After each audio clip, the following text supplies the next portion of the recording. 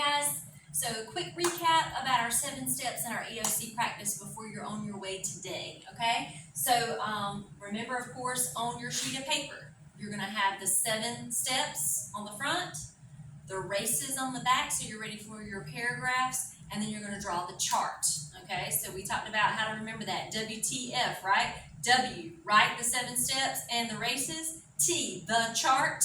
And F, fold your paper, okay? So you'll have those 3 things before you actually start today with your practice, okay? So you have my WTF, so you don't say WTF on the test, okay?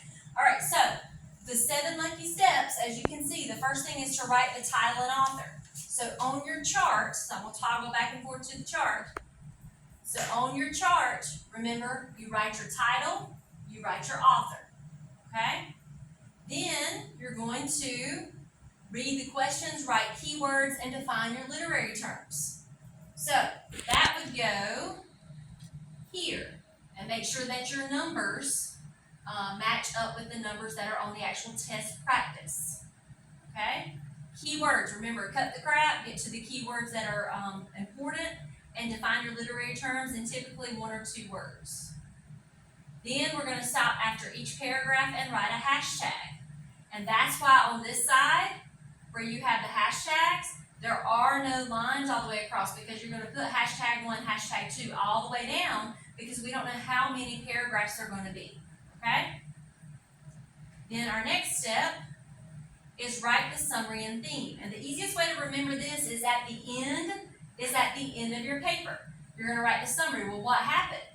And then you're going to write the theme, the lesson, what did you learn from it, okay? Then the next step, which is the one that you will be using with your folded paper, is cover the answers and answer the question in your mind, okay? So for that one, we have our folded piece of paper. Make sure that you have it, okay? Answer that question first in your mind, check all your answer choices, and cross out the wrong ones. Make sure that you're doing that sound once again, like on the Family Feud. Okay, wrong answer, and then you're going to prove it. Okay? So looking at the screen that I have for you, just as a quick reminder, I'm going to go over the last couple of questions that we did on the sheet together. In fact, if I can get my husband, I'm going to get him to pause the video so I can grab my pen for that. All right, so the practice one we did was the city planners, and I'm going to go over the last 2 questions just as a recap for everybody. And then for first block, with your time being cut, we do need to go over those last 2 questions. So we are looking at our passage, and just as a recap, the city planners, the lady is in a nice car in a perfect neighborhood. She feels out of place. She hears the rational whine of the lawnmower. The houses, though, are not perfect. They have paint. One of them has paint like a bruise on it. A hose looks like a snake.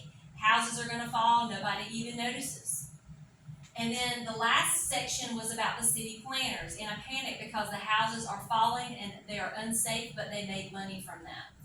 So our summary was, the lady in the perfect, notice this quote unquote there, neighborhood sees houses falling, the city planners are in a panic, and money is more important than safety is our lesson. Negative lesson, but still the lesson, okay? So just a recap for everybody on how we did this. And I know some of you were here and some of you were absent, but we're going to go back over just the last 2 questions so that you're doing your steps today correctly, okay? So remember, step 1, you got your title, you got your author. Step 2, you got your questions where you're writing key words and you're defining literary term. Like here we put tone, author's feeling. Down here for personification, we boxed person. So we've got those key things. Then we did our hashtags. We stopped after each stanza in this case, and we grouped these small ones together because of the period situation at the end of that stanza. Then we wrote our summary and theme, what happened, okay? So now we're working on the section where we're answering the questions, so we're covering our answers, okay? So those of you who are in first block, you have your chart still in front of you, okay? And everybody else following along in the other blocks, and especially if you were absent when we went over this, pay close attention. So it says, how does the poem structure reveal conflicts between the ideals of the speaker and those of the city planners? Well, anytime you have a how question or why, it's going to be a little longer. So you probably want to read it at least twice. So So let's go again. How does the poem's structure reveal conflicts between the ideals of the speaker and those of the city planners? So we talked about in our question when we looked at this already that we have two opposing things. That's why we put versus each other. So structure, the structure of anything is what? Exactly. Foundation, how it's built, very good. So when we talk about the structure of the poem, if you look at how it was set up, if you look at your notes, we've got the ladies feeling like it was perfect. We've got her realizing it's not perfect. And then we have the city planners that in their perspective of what's going on now. Okay?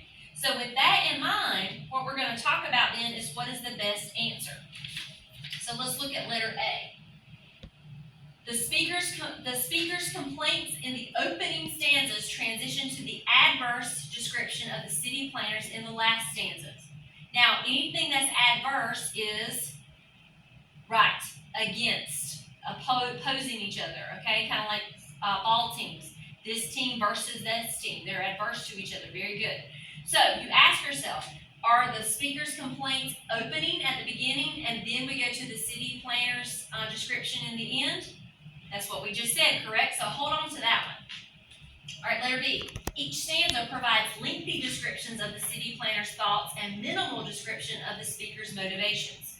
Well, if you just even look at the poem itself, even without our notes, this whole first page was about the speaker's feelings. This whole first page. The city planner is just right here. So, remember what the question or the answer choice said. Each stanza provides lengthy descriptions of the city planner's thoughts and minimal, meaning small of course, descriptions of the speaker's motivations. That one's a definite no. The long stanzas reveal positive memories for the speaker, and the short stanzas convey negative remarks about the city planners. Now, when you look here, it says positive memories. Is the speaker thinking back? Right. She's just talking about what she's seeing now. So that is wrong. All right, let's look at D. Each stanza presents an unbiased view of the speaker's emotions and then a biased interpretation of the city planner's actions. Now, it says that each stanza does this. So that would mean that in each paragraph, wait for the bell. Yes, I'm here after school at the 2:55 bell making your video, so please pay attention. Thank you so much. All right, so each stanza, so like it looks like a paragraph. Each stanza does this? Absolutely not. So your best answer is A. Now, let me show you something. On your sheet here, we've checked off the ones that we were very positive about. So in first block, if you don't have those check marks, add those now because we did those in class right after the quiz and we did make sure that we knew those were the right answers.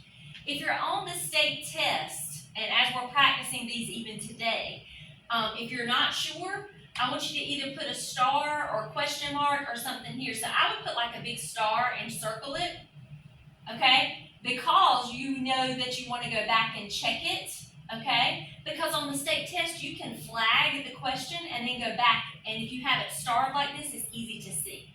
That's why your number needs to match what the number is on the state test, or you're not going to go back to the right question and have your notes, okay? All right, let's look at our last question for this packet. So question 15 says, how does the poet's use of personification affect the poem? Well, there's some things that we talked about with personification. We talked about here, look here, paint like a bruise. Does a house bruise? Of course not, people bruise. Pose like a snake. In that case, we're giving it alive qualities, if you will. There was another one we didn't write down, but we talked about the houses staring at us. Okay, we could have added even that detail, all right? So I want you to always think about words. Bruise, snake, even if we didn't have the stare of the houses. What feeling is a bruise or a snake?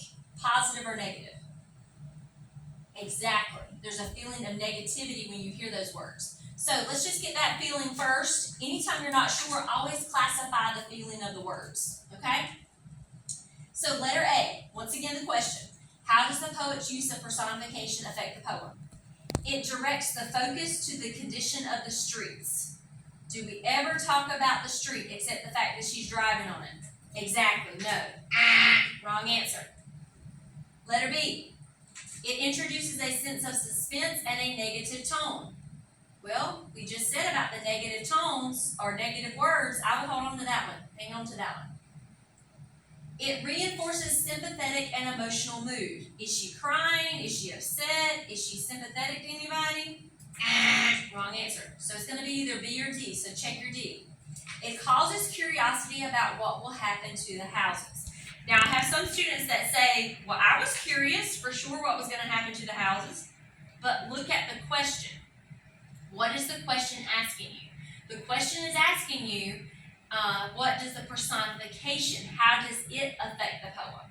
So if you're ever down to two answers, ask yourself which one fits like a puzzle piece to answer the question. Because if it doesn't answer the question, it is not the right answer. So your best answer is B as in boy. So you can X that one out as well. Because of the negative tone is your key one there. Okay? So for this one, we can actually mark on our chart, the check mark here, and we have completed that chart. So for first block, you've completed all that. Second and third, if you were present, you have completed that. Okay? So today, as you are practicing these steps, you must do all the steps. Okay?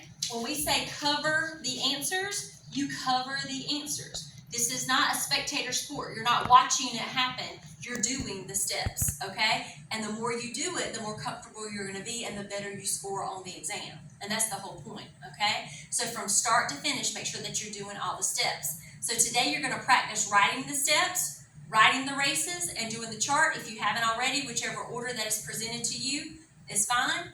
But if you haven't done it already, you will do that today. And you're going to practice covering. Okay, make sure that you do all the steps. Make sure that your numbers match in those question boxes. That is very important that they match. Okay, when you write your 7 steps, they should be on one side of the paper. The races should be on the other side. That's your directions. Okay, then your chart, okay, that you're drawing out, your chart should be on a whole separate page because you're going to have a chart for each selection that you do so that your title and author will be fresh for each passage that you do. Okay, so if you have any questions, you can ask Ms. Hoffman what's going on with that, or Ms. Bowers. And of course, if you have additional questions when you see me tomorrow, you may ask me as well. But this is pretty straightforward. And if you do the recipe, it turns out. And if you don't, it's a hot mess. So make sure that you do exactly what I ask you to do. It is a proven technique. Once again, I've been doing this longer than you've been alive, and it works. Okay, so make sure you do your best, try your hardest, and I will see you tomorrow.